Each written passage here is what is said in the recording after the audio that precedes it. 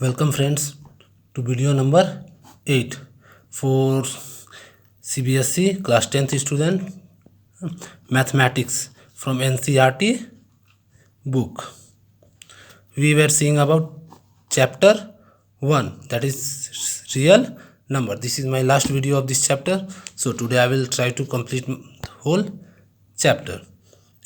Today we are going to see about rational number and their decimal expansion. Okay, that is rational number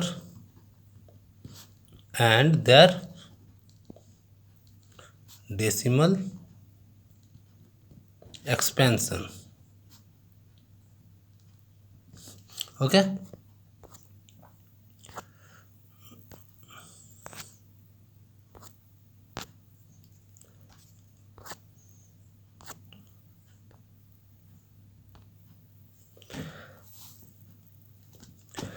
let us suppose that let P by Q be any video clear be any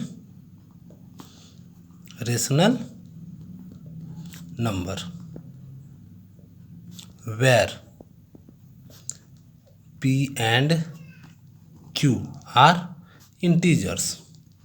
चलिए मान लेते हैं P by Q कोई rational number है जहाँ P और Q integer है, तो कैसे बताएंगे कि इस रेशनल नंबर का डेसिमल एक्सपेंशन टर्मिनेटिंग है या नॉन टर्मिनेटिंग रिपीटिंग है ना। तो इसके लिए क्या है, तो जब Q का जो है यानी कि रेशनल नंबर का जो डिनोमिनेटर है वो अगर 2 to the power n और 5 to the power m के फॉर्म में अगर आ जाता है तो कह सकते हैं कि वो टर्मिनेटिंग है और नहीं तो नॉन टर्मिनेटिंग रिपीटिंग डेसिमल है। क्लियर, चलिए तो लिख देते हैं decimal expansion of P by Q will terminate, कब terminate if Q can be expressed in the form of, किस फॉर्म में, 2 to the power n 5 to the power m where m and n are whole numbers. Clear, समझ में आएगा। यानी कि denominator या जो Q की जगह जो नंबर होगा वो 2 और 5 के फॉर्म में आना चाहिए, यानी फैक्टर 2 और 5 में ही होना चाहिए, उसके अलावा कुछ नहीं होना चाहिए। क्लियर, अगर उसके अलावा और कुछ आता है तो आपका नॉन टर्मिनेटिंग डेसिमल एक्सपेंशन हो जाएगा। क्लियर, चलिए एक एग्जांपल ले लेते हैं। जैसे 3/8 है तो हम क्या देखेंगे, 8 को देखेंगे। 8 को क्या लिख सकते हैं, 2 इंटू 2 इंटू 2 यानी कि 3 to the power 3/2 to the power 3 लिख सकते हैं। इस फॉर्म में है, लिख सकते हैं क्योंकि यहाँ लिख सकते हैं 5 to the power 0 है ना। तो उस फॉर्म में है तो इसको, इसका मतलब क्या है कि डेसिमल एक्सपेंशन टर्मिनेटिंग है ना। तो so the decimal expansion will be terminating। चलिए एक और एग्जांपल ले लेते हैं। 7/80 NCERT बुक का ही होगा, एक्सरसाइज का लगता है, ठीक है। 7/80 को क्या लिख सकते हैं, तो 80 को हम प्राइम फैक्टराइजेशन करते हैं। 2 4 जा 8, 2 2 जा 4, 2 5 जा 10 यानी 2 to the power 3 into 5 to the power n, 2 to the power n और 5 to the power m के फॉर्म में है ना, यानी कि ये भी है। So the decimal expansion will be terminating. Okay, चलिए दूसरा ले लेते हैं नॉन टर्मिनेटिंग वाला। जैसे कि 64/4 55 है तो हम किसको तोड़ेंगे, प्राइम फैक्टराइजेशन निकालेंगे 455 का, यहाँ निकालते हैं 55 का। तो 5 9 जा 45, 5 1 जा 5, 7 1 जा 7, यानी कि आपका 5 आ गया, 7 आ गया, 13 आ गया ना। सिर्फ 5 रहता तो चल जाता, हो जाता टर्मिनेटिंग, लेकिन अलावा 7 और 13 भी आ गया। तो it can not be express in the form decimal terminating decimal expansion. It will not be, या it will not be expressed, या it cannot be, not will, it cannot be, cannot be expressed in terminating decimal expansion। समझ में आ गया? यानी कि 2 और 5 ही होना चाहिए, कहने का मतलब। या तो 2 सिर्फ रहे, जैसे यहाँ पर है सिर्फ 2 था तो ऐसे लिख सकते थे। अगर सिर्फ 5 रहता तो 2 का पावर 0 लिख सकते थे। यानी 2 और 5 हो, या सिर्फ 2 हो या 5 हो, उसके अलावा कुछ नहीं। उसके अलावा अगर कुछ और आ जाता है, 3 आ जाए, 7 आ जाए, है ना, 13 जैसे यहाँ आ गया, कुछ भी आ जाए, तो वो आपका टर्मिनेटिंग डेसिमल एक्सपेंशन में नहीं एक्सप्रेस कर सकते हैं। क्लियर? चलिए अब आगे बढ़ते हैं कि कैसे हम लोग डेसिमल एक्सपेंशन में लिखेंगे। ठीक है, ऐसे तो डिवाइड करके ही लिख सकते हैं, लेकिन थोड़ा सा लंबा प्रोसेस हो जाएगा। उसके लिए हम लोग थोड़ा सा ट्रिक देख लेते हैं। अगला टॉपिक क्या? Writing decimal expansion of those, writing decimal expansion of those rational numbers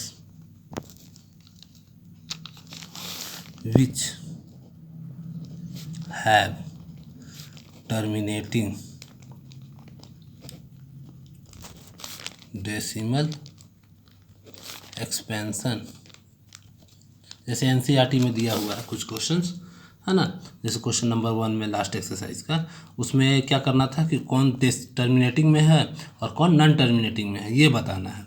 तो उसमें से जो फिर क्वेश्चन नंबर 2 में बोल रहा है कि जो टर्मिनेटिंग है उसका डेसिमल एक्सपेंशन लिखिए। ठीक है, तो जैसे एक क्वेश्चन है उसमें से फर्स्ट वाला टर्मिनेटिंग है ना, तो उसको कैसे डेसिमल एक्सपेंशन में लिख सकते हैं? जैसे 13/1325 ये आपका टर्मिनेटिंग डेसिमल एक्सपेंशन में है ना। तो कैसे इसको डेसिमल में लिखेंगे? एक तरीका है कि 13 को डिवाइड कर दीजिए इससे, ये बहुत लंबा प्रोसेस हो जाएगा, लेंथी भी हो जाएगा। चलिए, तो इसका प्राइम फैक्टराइजेशन पहले निकाल लेते हैं, ऐसे चेक भी हो जाएगा टर्मिनेटिंग है कि नहीं। 5 6 जा 30, 5 2 जा 10, 5 5 जा 25, 5 1 जा 5, 5 2 जा 10, 5 5 जा 25, 5 2 जा 10, 5 5 जा 25, 5 सिर्फ 5 के फॉर्म में है, यानी कि है अभी जस्ट पहले देखें 5 टू दी पावर कितना 5। चलिए अब क्या करें? तो क्या करें, इसमें 2 देंगे, 5 और 2, यानी 2 और 5 के फॉर्म में नीचे डिनोमिनेटर को लिखने करेंगे। जैसे पावर 5 है तो इसमें क्या करेंगे, 2 टू दी पावर 5 मल्टीप्लाई करेंगे, तो डिनोमिनेटर में जो करेंगे वही चीज़, यानी जितना पावर में रहेगा उतना ही पावर में लाना है इसका सेकेंड, यानी 2 को भी, ताकि 5 टू जा 10 टू दी पावर होल 5 हो जाए, यानी 10 बेस में 10 आ जाए, 10 के पावर में कुछ आ जाए हमेशा। अगर 2 रहता तो 5 से ले इंटू करते ऊपर नीचे, है ना। चलिए अब क्या करेंगे, और 13 इंटू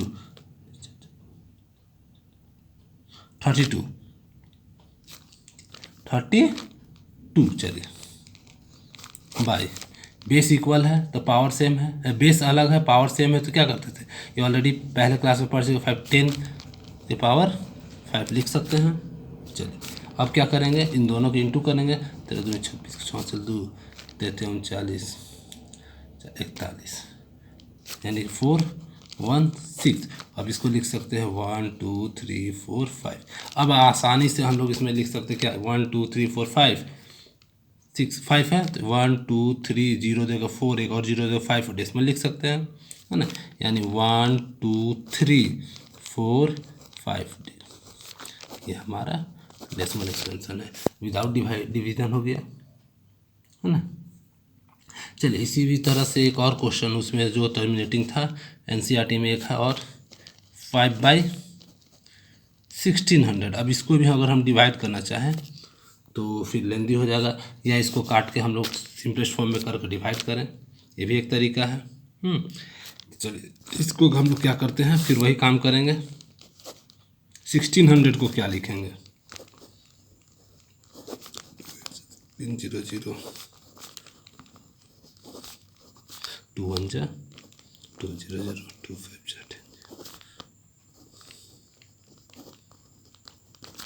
यानी 1 2 3 4 5 2 to the power 5 into 5 to the power 2, ये लिख सकते हैं, है ना। यहाँ 5 है पावर में, क्या करेंगे इसको भी 5 लाने के लिए पावर में 3 इंटू कर देंगे, पावर कितना है 1 2 3 4 5 8 4 200 150 25 6, तो यहाँ भी 6 लाने के लिए यहाँ पावर 4 और यहाँ भी पावर 4, ताकि 5 टू द पावर 6 हो जाए, 2 के पावर 6 हो जाए, यानी 10 के पावर 6 हो जाए टोटल।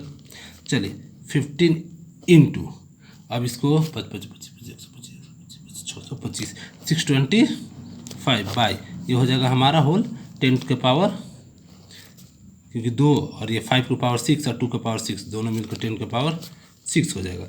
अब इसको इंटू करते हैं, क्लियर। अब इंटू करेंगे तो 6 टू 5 को 15 से इंटू करते हैं,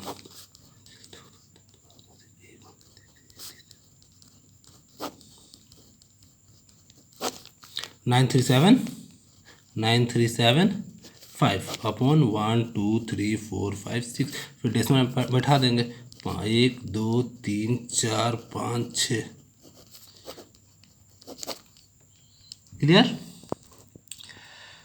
ओके, तो आई थिंक समझ में आ गया होगा कि रेशनल नंबर का डेसिमल एक्सपेंशन कब होगा, जब उसका डिनोमिनेटर यानी कह सकते हैं क्यू का जगह यानी पी बाई क्यू के फॉर्म में है, तो क्यू हमारा 2 और 2 द पावर n और 5 टू द पावर m के फॉर्म में आए, यानी इस फॉर्म में अगर लिख सकते हैं तो हमारा जो रेशनल नंबर है वो टर्मिनेटिंग होगा, और नहीं तो नॉन टर्मिनेटिंग। नॉन टर्मिनेटिंग मतलब कि रिपीटिंग, क्योंकि रेशनल नंबर वही होंगे जो रिपीटिंग होंगे, है ना।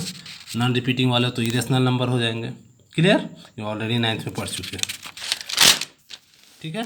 तो इस आई थिंक अब कोई टॉपिक इसमें डिस्कस करने लायक नहीं है इस चैप्टर का, ठीक है। तो नेक्स्ट वीडियो में हम लोग नेक्स्ट चैप्टर देखेंगे। Till then take care and bye.